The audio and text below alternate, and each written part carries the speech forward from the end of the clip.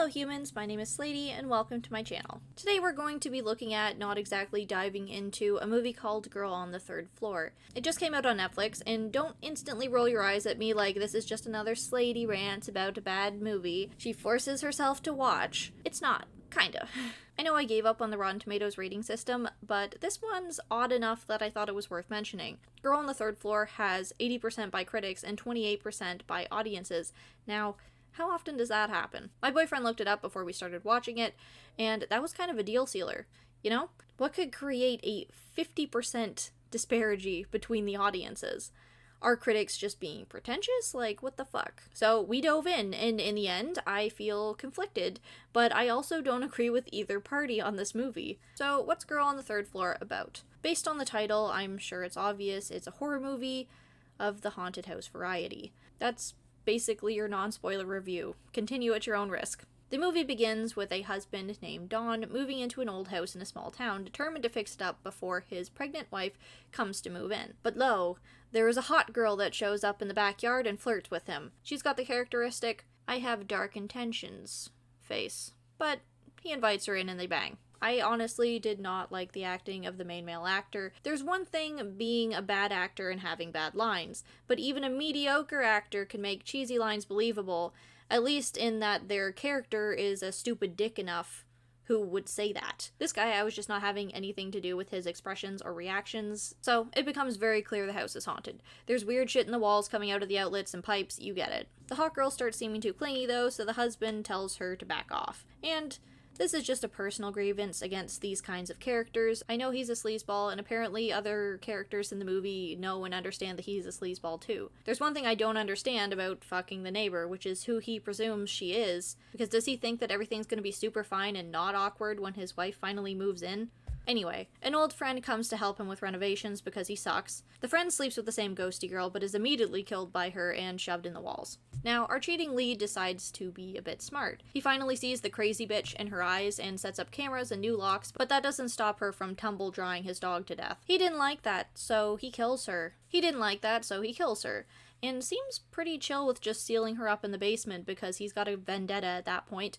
He very clearly understands she's a ghost or being and still trucks upstairs to have a face-off instead of yeeting, which is the appropriate response. Then, apart from the hot ghost, we finally meet one that's popped up before, but mostly just as a jump scare. It controls the marbles that have been dropping out of places here and there around the house as Don has been renovating, and then it sicks the marbles on him. The scene cuts, and we assume Don is dead. This is where me and my boyfriend found ourselves intrigued. There were enough unique characteristics in the movie so far to be counted as a good bad haunted house horror movie, wherein nothing is crazy outside the formula, but the events, or in this case, symbolic items, are different enough from it to stand out. The marbles were a pretty cool touch. Them crawling up his skin were disturbing enough that when they trailed towards him for the kill, it was like, oh damn, he gonna get fucked.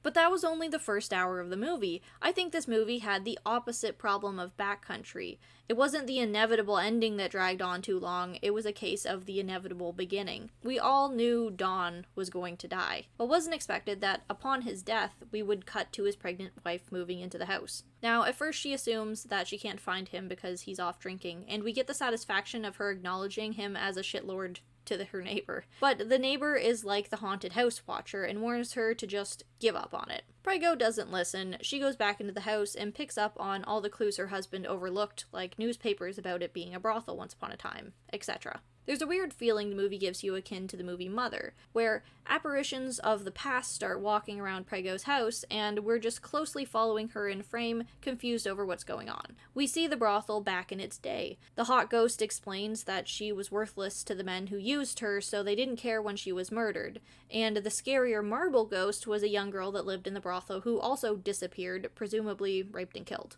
Prego ends up in a room with Don, bleeding from trying to remove the marbles from his skin, and he begs her to forgive him. She says no, despite his pathetic state, and his face splits in half to reveal the hot ghost, who yells how proud she is of Prego for making the right decision. Prego escapes, and her neighbor finds her on the porch and explains that it's all a test, and she's the only one who passed. It's a bit of a good message, I guess. The woman not forgiving the men's behavior and them suffering worse for them. I appreciate that. Prego finds the Marble Ghost's body, rectifying the past, and chooses to move into the house in the end with her baby daughter. The movie ends with the unfaithful husband, whose body is still in the house, I guess, creepily peering down at his daughter and gives her marbles through a grate. I liked the ending too. So in the end, I clearly enjoyed myself, but the first half of the movie was so cookie cutter, I wasn't really present. It was fine, but it was more of the same. It didn't become enjoyable until the characters showed any awareness to the house and competence when dealing with it. Although a lot of the creepy, more like inconvenient things that Dawn runs into at the start allude to information we'll get later, like a girl's dress in the wall, the ceiling from the attic falling in where the men at the brothel used to have a viewing area, and literal cum coming out of everywhere, I don't know if that fixes my in-time boredom. I don't have a problem with killing Dawn when they did, and completely refocusing the narrative, but once they did that, it threw everything prior into a worse perspective. And that was probably the point?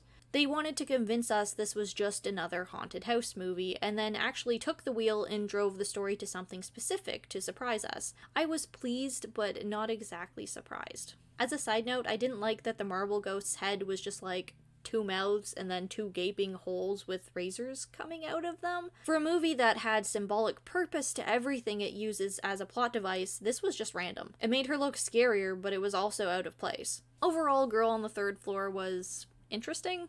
I liked the effort they put in and the bits of subversion, even if I was bored at times and I hated Dawn's acting. I gave Girl on the Third Floor a B-.